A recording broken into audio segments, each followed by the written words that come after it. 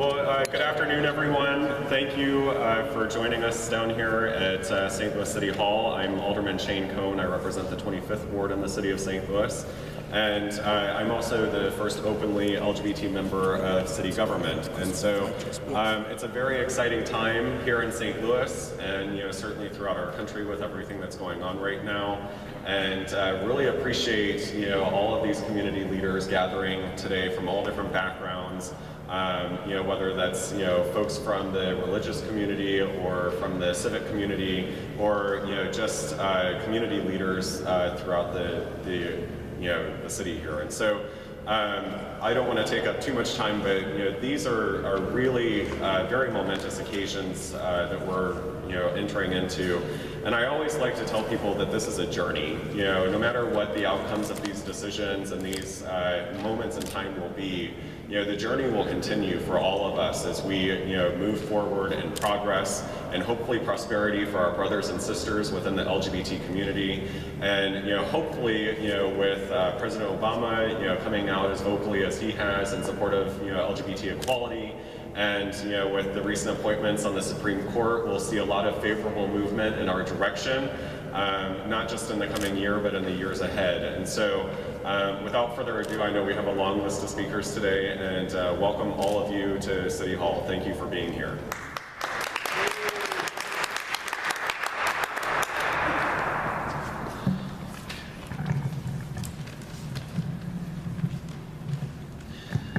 Hi, I'm Ken Haller. I'm the board president of PROMO, Missouri Statewide LGBT Civil Rights Organization. I'm a very lucky man. I'm a pediatrician.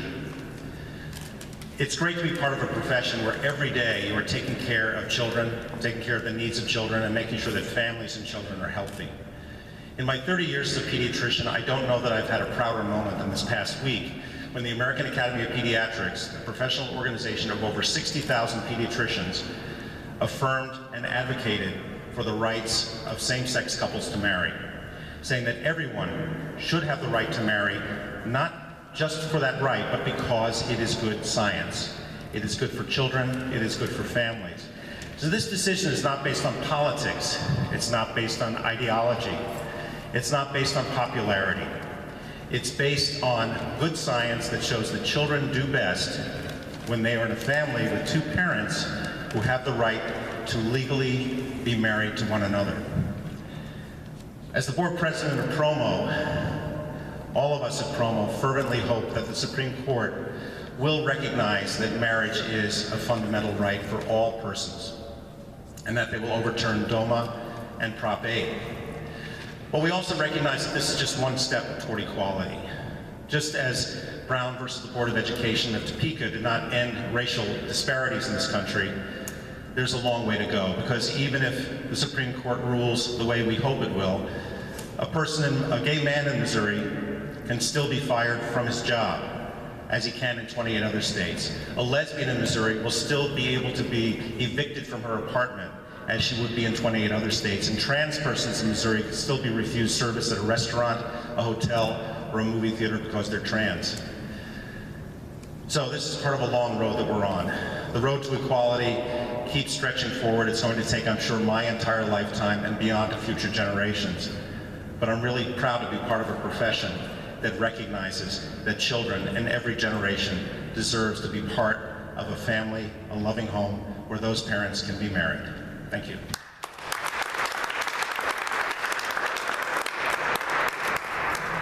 Good afternoon. My name is Harry Kennedy, and I am the Legislative Director for Lewis Reed, President of the Board of Aldermen of the City of St. Louis.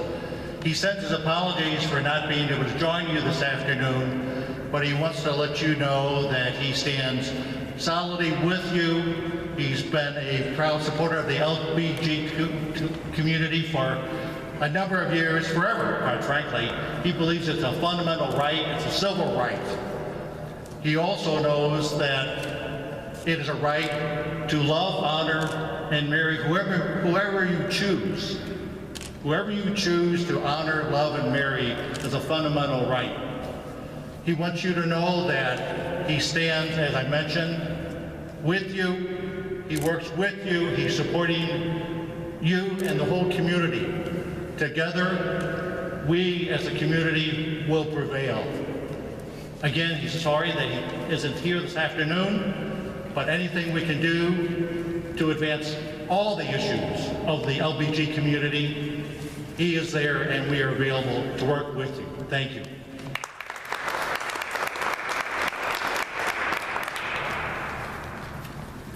My name is Philip Deitch. I'm president of Stonewall Democrats.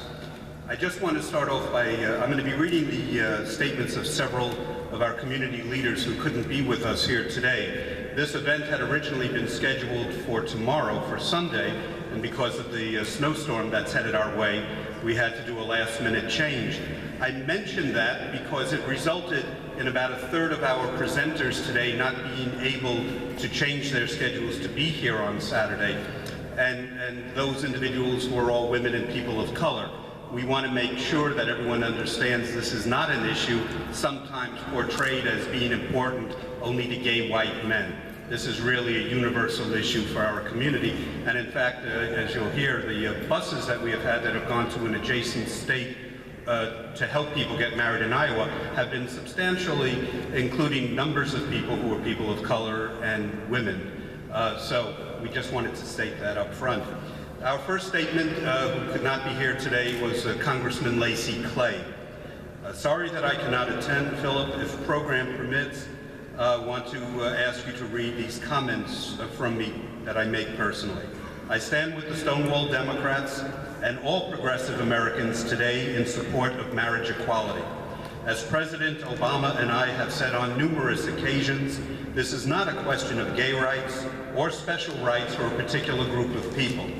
This issue is a fundamental test of whether equal protection under the law shall be extended to all of our citizens. In my view, that includes the right to love, honor, and marry whomever you choose.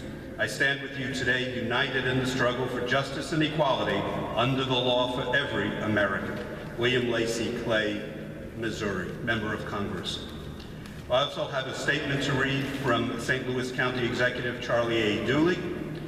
In November of last year, I was proud to sign the St. Louis County Ordinance 25279, which protects lesbian, gay, bisexual, and transgendered citizens from discrimination in housing, employment, and public accommodation in St. Louis County. In that same spirit of justice for all, I am even more proud to support today's marriage equality event and the United for Marriage Coalition. The struggle for true equality continues even now, and I look forward to the day when every citizen will have the right to the same legal protections and benefits that marriage provides, regardless of who they love. I commend you for your efforts to provide equal protection under the law for all of the citizens of Missouri. Charlie A. Dooley, County Executive. And finally, I have a statement appropriate from where we're standing here in City Hall from St. Louis City Mayor Francis Slay. Good afternoon, everybody. I am sorry that I cannot be here with you today, but I did want to briefly state my support for marriage equality. As many of you know, St. Louis has been a leader in LGBT equality issues. We have enacted ordinances and personnel policies in city government that reflect our commitment to that equality. In addition, I was proud to sign on to the Mayors for the Freedom to Marry Coalition in 2012 and believe that this is the right step forward for LGBT equality. I'd like to thank the Stonewall Democrats for organizing this event and for their continued leadership and advocacy for all the city of St. Louis and beyond. We are fortunate to have them here in the city. Thank you, Mayor Francis G. Slay. And of course, this is no longer just a partisan issue. If anyone has seen the news this week, they know that Republican Senator Rob Portman became the first Senate Republican to support marriage equality, something which statistics show that the general public does support regardless of what their party affiliation is. Human Rights Campaign is asking that everybody on Tuesday and Wednesday of this week, when there will be the Supreme Court hearings, wear red as solidarity.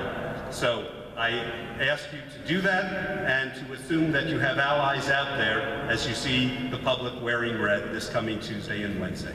Thank you.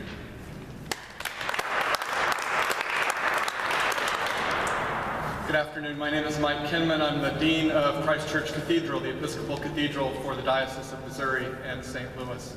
I obviously stand here today as a faith leader, but I also stand here first as an American.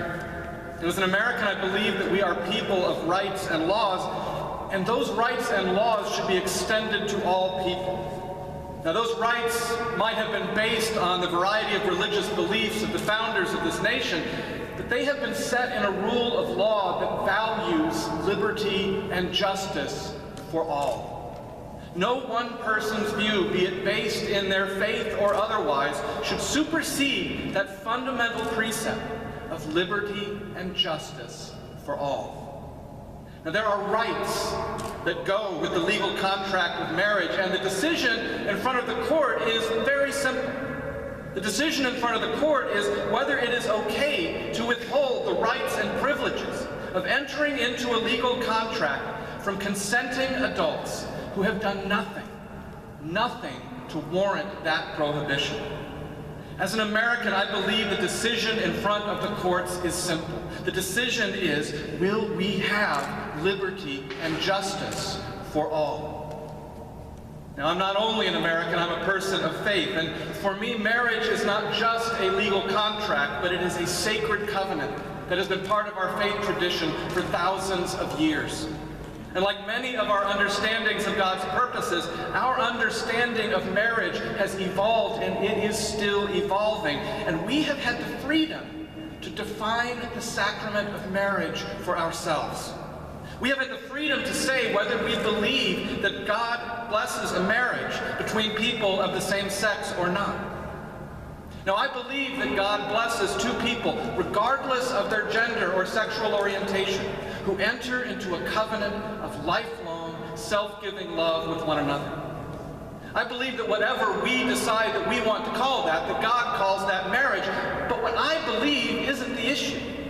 Sacraments and sacred covenants should be defined by communities of faith. The government shouldn't be defining a sacrament, and it certainly shouldn't be ill-defining it. It is the government's job to ensure that the rights guaranteed to us in our rule of law are available to all. It is the government's job to ensure that there is liberty and justice for all. It is not the government's job to tell us who can be bound together in the sacrament of marriage. It is not the government's job to tell us what God blesses and what God does not bless. We've got that covered. Thank you.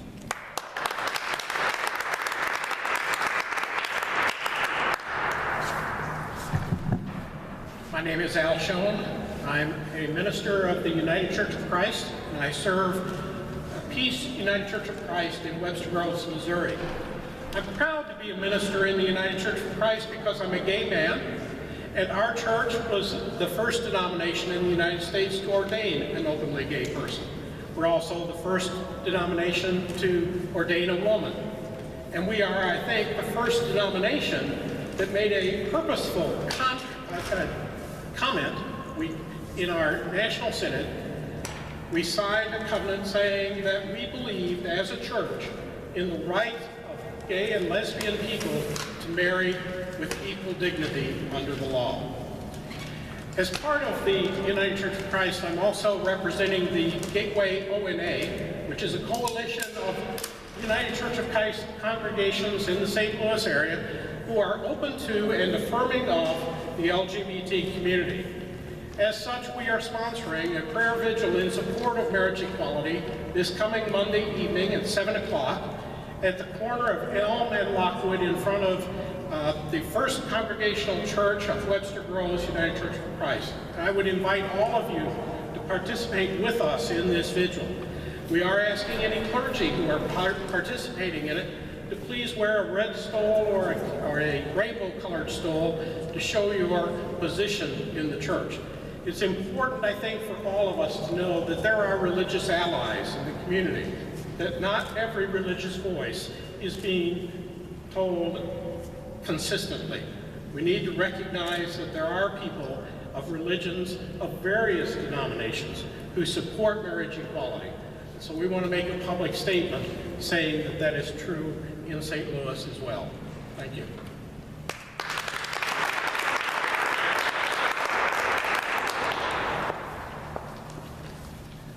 Good afternoon. My name is Randy Fleischer. I'm a rabbi at Central Reformed Congregation in the city of St. Louis. And I just came from synagogue because today is the Jewish Sabbath. It's our Shabbat. And it's actually a very unique Shabbat. It is the Shabbat that comes just before our festival of Passover. So today was all about getting ready for Passover, which is our celebration, our festival of freedom. So I am definitely in the mood for freedom. When we gather together on Monday night at our Passover meals, we say the story, we tell the story of the Hebrew slaves and how they went from slavery to freedom. And so we think about that journey, that sometimes long journey, from oppression to liberation, from injustice to justice. And because we tell that story, we know that it's not just our story. When we celebrate Passover, we know that even though we're celebrating our freedom, that none of us are truly free until what? Until everybody is free. And so what I say, what I've added to my Passover Seder, are the words of another freedom fighter, Dr. Martin Luther King, who said, "The arc of history is long, but it bends towards justice." So I am praying with all my heart that our Supreme Court will take these steps towards justice. As a rabbi, I too officiate weddings, and I have officiated at same-gender weddings since I became a rabbi over 10 years ago. Until recently, they were all in St. Louis. They were wonderful, holy ceremonies, but they were not legal weddings. In my eyes, in the eyes of my synagogue, in the eyes of Reformed Judaism, those are sacred and valid weddings and marriages. But a few years ago, I had the privilege of traveling to Iowa and officiating wedding ceremonies where the first stop was not a church or a synagogue, but it was at a city hall, like this one, but it was in Iowa City. And I watched for the very first time same-gender couples not only getting married by a rabbi or a minister or a priest, but by signing the papers that said that their marriage was legal in the eyes of the state. In a few months, I'll be traveling to New York to officiate at the wedding of the son of a member of our synagogue and his sacred partner as they become husbands and spouses. And again, they'll be able to sign the documents at a city hall that makes them legally married in their state. And so I think that I'm ready. Wherever I officiate a wedding, I want there to be legal documents signed by those couples, whoever they are, because they deserve it, and you deserve it, and we as a society deserve it. And so I'll say again, in the spirit of Passover, not one of us is free, not one of us is free, until we are all free. God bless you all.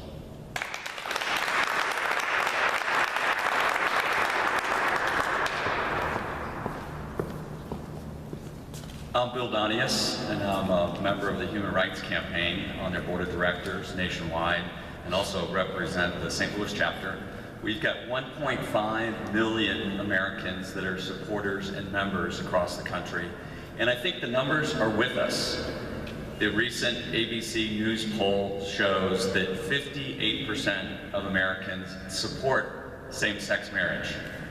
64% feel that the Supreme Court this week should resolve the constitutionality of this matter. It's time. 81% of those under 30 support same-sex marriage. So we know it's a matter of time. But wouldn't it be great to make the progress this week and see results by June? Because we know, fundamentally, marriage has been reported here by the religious community is a governmental right, not a religious one. So it's something we all deserve by virtue of being Americans, by virtue of the justice that's enshrined in the Constitution, the equality that's enshrined in the Constitution. This is equality for all of us, not just some of us. So this is really important. And I think that we will see an America that changes. It occurs to me personally 46 years ago in the case with Loving versus the United States. Richard Perry loving, and Mildred